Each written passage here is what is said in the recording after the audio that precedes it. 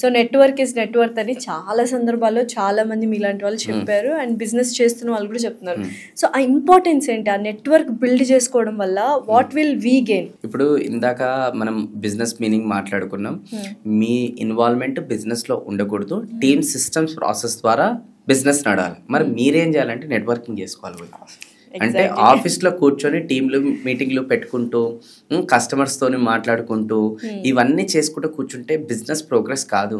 దానికంటూ ఒక సిస్టమ్ని బిల్డ్ చేసి మీరు ఇంకా అలాంటి కాంటాక్ట్స్ అనేది సంపాదించుకోవాలి. ఆ కాంటాక్ట్స్ మీకు రావడం ద్వారా మీ బిజినెస్ ఇంకా గ్రో కావాలి.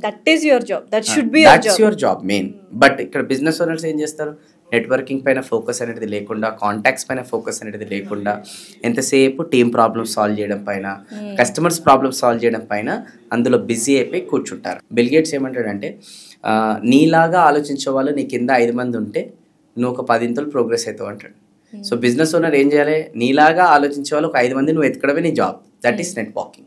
సో దానికి ఏం చేయాలి, అరే ఇప్పుడు నేను బిజినెస్ చేస్తున్నాను, నేను అలాంటి వాళ్ళతో ఎవరితో కొలాబరేట్ కావాలి, ఎవరైతే నా బిజినెస్ ని నెక్స్ట్ లెవెల్ కి తీసుకెళ్ళగలుగుతారు అలాంటి వ్యక్తుల గురించి ఎతకాలి. That is call co founders or co partners, CEOs whatever. So అలాంటి వాళ్ళని వెతకడం పైన ఫోకస్ చేయాలి.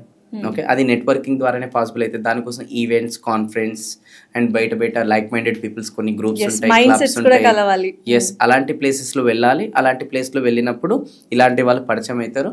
సో అలాంటి వాళ్ళతో పరిచయం చేసుకొని మళ్ళీ వాళ్ళని బిజినెస్ లో ఇన్వాల్వ్ చేస్తే అప్పుడు బిజినెస్ నెక్స్ట్ లెవెల్ గ్రో అవుతాయి.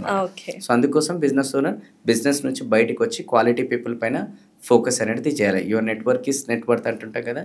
సో అందుకోసం దీన్ని ఈ విధానంగా యూజ్ చేసుకొని ప్రోగ్రెస్ చేసుకోవాలన్నమాట.